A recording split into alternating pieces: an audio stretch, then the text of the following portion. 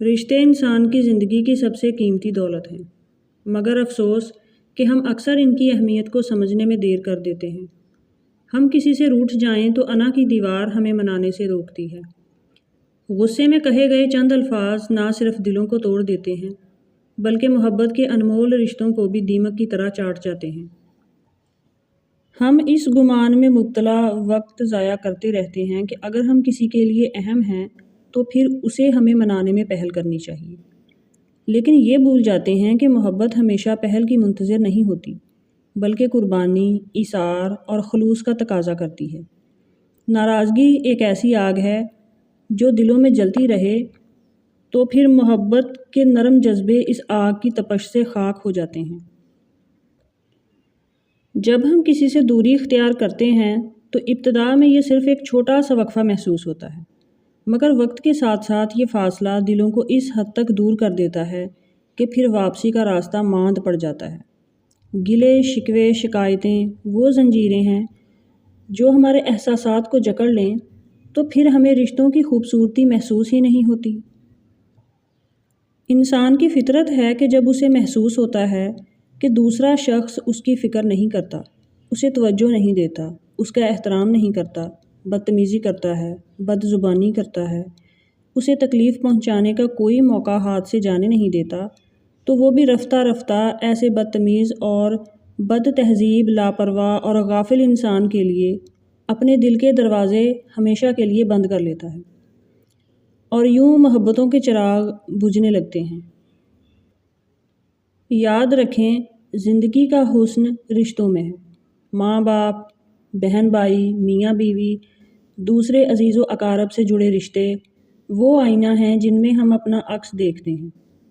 اگر ہم انا کے خول کو توڑ کر اور تھوڑا باہر نکل کر ایک قدم آگے بڑھائیں تو شاید ہم اپنے تعلقات کو ٹوٹنے سے بچا سکیں۔ جھکنا کوئی کمزوری نہیں، معافی مانگنا کوئی حیثیت میں کمی کی بات نہیں، بلکہ یہ محبت کی سب سے بڑی طاقت ہے۔ منا لو اس سے پہلے کہ دیر ہو جائے۔ وقت کبھی کسی کے لیے نہیں رکتا۔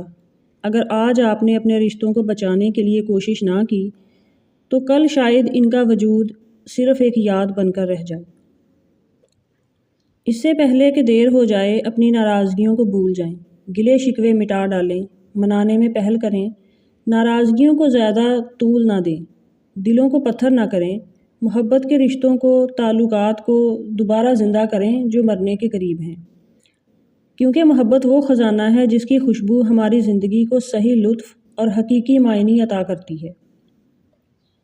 یاد رکھیے، خوبصورت رشتوں کے ساتھ ہنسی خوشی جینے کے بغیر یہ زندگی ایک ویران صحرا کے سوا کچھ بھی نہیں۔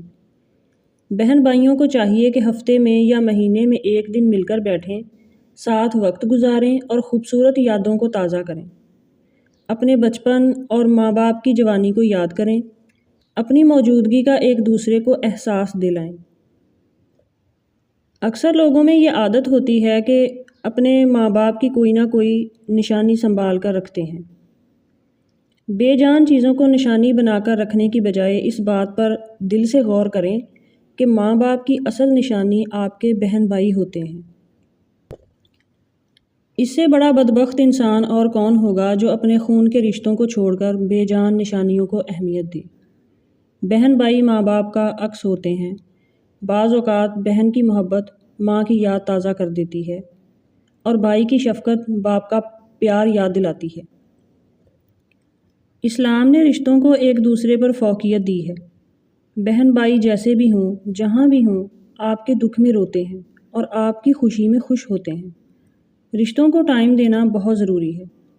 کہنے اور سننے کے لیے بہت کچھ ہوتا ہے، اس لیے کبھی بغیر وجہ اور بغیر کسی کام کے بھی ایک ساتھ بیٹھیں، کچھ سنیں، کچھ سنائیں۔ اگر کوئی پیارا آپ سے ناراض ہے تو دل سے معذرت کریں۔ معافی مانگنے سے کبھی آپ کی عزت کم نہیں ہوگی، اور جسے آپ محبت کرتے ہیں وہ آپ کی بات سننے کے لیے بےتاب ہوگا۔ صلح کر لو، کیونکہ زندگی مختصر ہے۔ آج ہم ساتھ ہیں، ہو سکتا ہے کل ہم میں سے کوئی ساتھ نہ ہو۔